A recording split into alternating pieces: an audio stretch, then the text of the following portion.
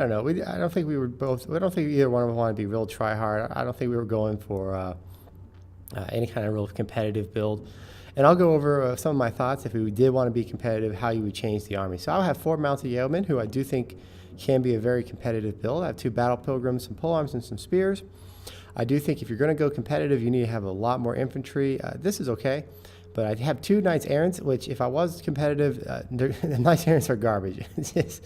I just don't think they're worthwhile in a competitive build. I would have dumped them and just stacked up more here, maybe even grabbed some foot squires. I have some Grail Knights. Those can be competitive. I don't think that's necessarily a non-competitive choice. I do not think the Royal Hippogriff Knights are competitive, but I just enjoy using them. And, you know, I didn't want to be an asshole to the guy I'm going to play, so I didn't want to be rude. He has 4 units of Biggins, and he's got some Savage Orc Biggins in the middle there. He has some Orc Boys. I do think one criticism is that the Orc Boys do have shields, so he should have just put them right here. Just kind of use them as, you know, just to push back any sort of, whatever these, mounted yeomen, any kind of skirmish cav I have, and absorb any initial fire, because you're going to watch. My mounted yeomen are really going to open fire on these Savage Orc Boys. He has 2 units of Black Horse, which is fine.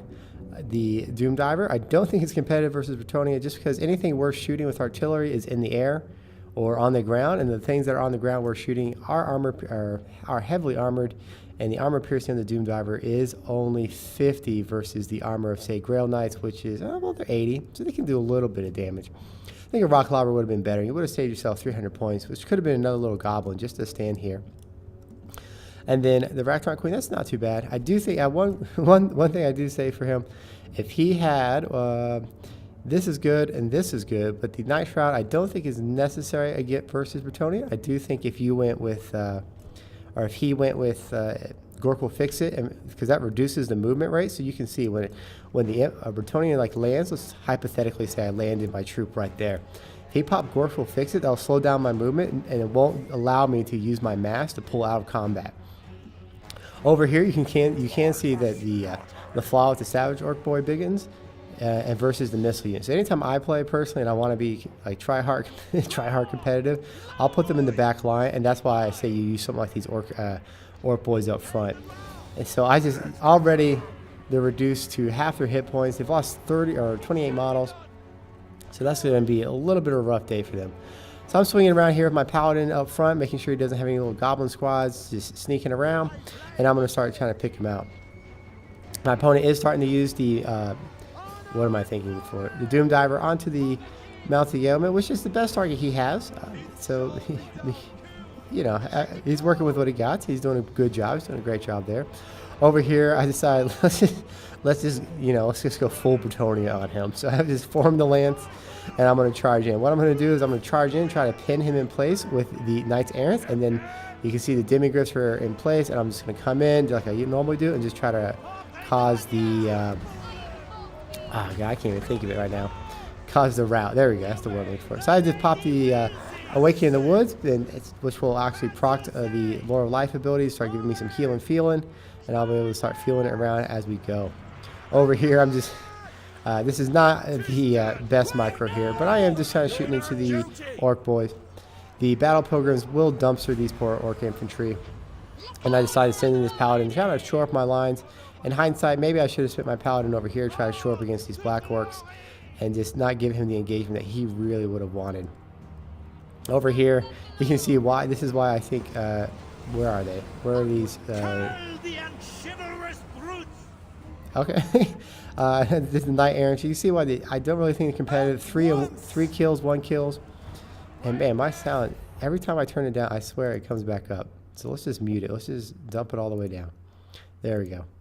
All right, so let's get back to it. So you can see they have 4 kills versus the Grail Knights of 45. So had I just brought 2 Grail Knights, I would have been able to do so much more damage. Of course, if I brought more Grail Knights, what I would have done is use my infantry to hold him on this line, and then I would have probably taken all my stuff and just double stacked here, and then use my flying to push back and go through. I do believe I'm using more Awakening in the Woods, which is going to proc through the healing, which is just healing all my units. It's just a cheap way to get it done. The Fae is sitting here using her blessing, or not blessing, the Mist of the Fae. That's it, Mist of the Fae, and just start draining the life of my opponent. You can see I'm just still using those mounted Yeoman archers to try to pin. They are on fire at will, so they're picking their targets, not without my consent. But you see those Savage Orc Biggins are just not going to pay for themselves this battle. Over here, the Knights Errants are coming in and out. They're trying to cycle charge. They did manage to get 27 on some ratty troops, but they just don't have the killing power versus the Black Orcs. You can see the Knights Errants have a 45 charge, 30 weapon strength. So on a charge, they do 75 damage, but versus 110 armor, it's not going to do much. The Grail Knights, on the other hand, do have 82 charge, 112 when they buff up into the Lance formation. But which will give them, 39 plus 12, 112, that would be 151, which is enough to do some damage. But really, the only thing I have on the field that can really hurt the Black Orcs are these Royal Hippogriff Knights, which, how are they doing in this battle so far? 42 kills, almost a chevron, not terrible. Now you can see I move my Mounted Yeoman in position. I'm just trying to get some rear shots here, trying to wither him down. You can see that these Savage Orc boys did get kited by a Mounted Yeoman. That's why you have them. One easy way to get around that is just have two groups of hounds or Goblin Wolf Riders. Because you have, let's say you have your battle line like this, and then he's there. As long as you can get your Wolf Riders in position like this, and you just cut off the pass. If he moves this way, you move that way. If he comes try to retreat there, you collapse in. Just like if you ever play football, American or European style, you just want to go to where he's going, and you'll be able to run him off. Meanwhile, back here, you can see this fight is going I really just don't have the killing power to do anything. These pole arms, the only thing I have, and the battle programs keep getting wandered in there. What I should have done is pulled them out and then forced them out and around and try to get into this combat over here where the lightly armored troops like his Orc Biggins and his Nikon Shaman. I could have done some real work there. But you can see the Knights Errant pretty much gone, 32 kills, 9 kills. They're just not a good pick. But the Grail Knights doing a great job here. Still have half their models, 88 kills, almost gained a chevron. The Royal Hippogriff Knights have gained one, and they have a fair amount there. We had a big old explosion, and that should give everything that the Grail Knights need for that charge, and doing a great job. Meanwhile, over here, you can see this the battle programs don't really want to be in this fight against the Arachnarch Queen and her 150 armor. I just don't have anything that can do damage. I think the best plan for me right now is either leave the pole arms on the Arachnarch Queen and just use and I should have just used my army just to clean up the slop. Just everywhere else, we should have just pushed and gone for it. But over here, ooh, see if we can get that little charge. You can see these Black Orcs not having a good day. See if I get any kills. About 103, and they have 28 models, and they push through. But that heavy armor, you can see that heavy armor saving them. I'm getting a few kills in, 105. Still got 26 models, but now that they're getting back up, I'm going to start taking a little bit of damage. But luckily for me, I'm able to push them off. But these Black Orcs definitely dumpstered those Knight Errants. Those Knight Errants had no business being anywhere near them. Over here, you can see I'm just, like I say, I'm just picking off anything I can and just moving around, just trying to, circle the perimeter, being a shark, doing what I can. Over here is just a grind fest going on. We can fast forward through this. This is just a grind fest. Not much to report here. I'm completely out of ammunition with my Mounted Yeoman. We're just going to start doing some cycle charging, try to pin. There's no real good targets left. Just use this last group of Mounted Yeoman to chase these guys off. And then we're just going to grind in here. And you can see this Arachnarch Queen, I do not have the killing power to stop it right now. That's just one of the, probably one of the best picks against Bretonnia is the, what is it? The Arachnarch Spider is definitely one of the best picks. So what we're going to do here, we're just coming in and out, trying to do our best. You can see, this is the only thing I really have that can hurt is the Hippogriff Knights. And what is their armor piercing? Let's see if we can get over here. There we go. So their armor piercing is 78. So they'll be able to do some good work onto the Arachnarch Queen. But my opponent wisely is just leaving all his leadership in the bundle with the Arachnarch Queen, and he can just keep on popping spiders just to keep me out and about. And all I can do is just kind of cycle charge, come in and out, get what I can, and just try to use the Fae. What I should have done early is to use the Fae just to kind of quick little hit and runs on anything that's kind of on the edge, like this spider. Not this spider, this Goblin Big Boss, because the Fae Enchantress does have a 74 charge bonus and 300 weapon strength, which is not great, but against the Big Boss, she would have done some damage. Oh, let's get back to the Fae. And her armor piercing is not impressive. Only 80. Well, I think it's actually 100, but the spider did grab her. So I just run my Mounted Yeoman over there just to kind of protect her, keep her alive. I do see some units running off the board, and you see the balance of power keeps it keeps tiptoeing in my favor. It doesn't quite want to commit to be in my favor. Keeps tiptoeing. So I'm going to stay back a little bit, let the spiraling hatchlings just kind of start to devolve a little bit and let them fall apart. And then I'm just going to let my units rest. And then I remember, oh yeah, Grail Knights don't need to rest. They're always fresh. You can see right there, they're fresh. But doing a great job. They're up to 140 kills. Hippogriff Knight's doing good at 110. Both of those units have almost gained a little bit of experience. Ragnar Queen definitely made a mistake right here. And you can just see the ground is littered with battle pilgrims and dead spiders from the Arachnarch Queen. She definitely chewed through 2 units, and I wasted those resources completely. So well played on my opponent for capitalizing on my mistake there. He did a good job. And this is why I think the battle's going to kind of go in his favor, is I'm losing my last unit that really has the ability to push through and do some real armor-piercing damage.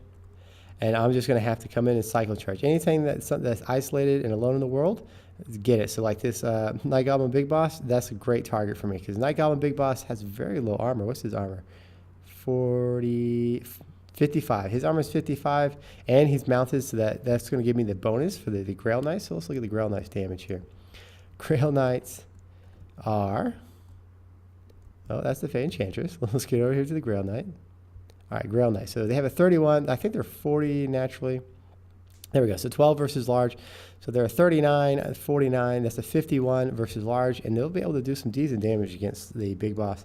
But my opponent, like I said, wisely staying in a little fish bundle here. And I'm just having to come in and out. And I just going to get punished every time he comes in. You can see the Goblin Big Boss health starting to drop a little bit. Let's see where he's at. He's at 15. He started at 16 in that little engagement. So we got 100 points of damage done.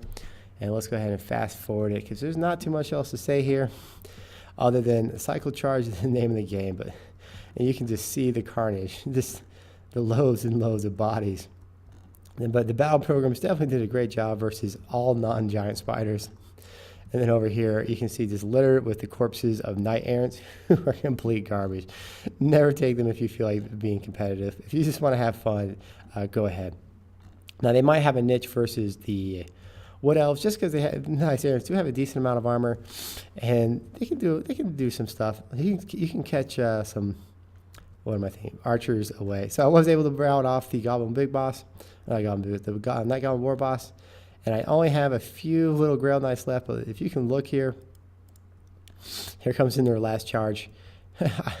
I end up getting stuck on the Doom Diver, and they don't actually complete their charge. But they have 161 kills, almost getting 3 chevrons. So they definitely paid for themselves. Did a great job.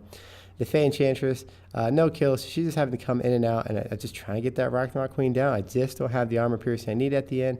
And so there you go. So well played on my opponent. Let me know if you ever want to sit down and have a super serious battle.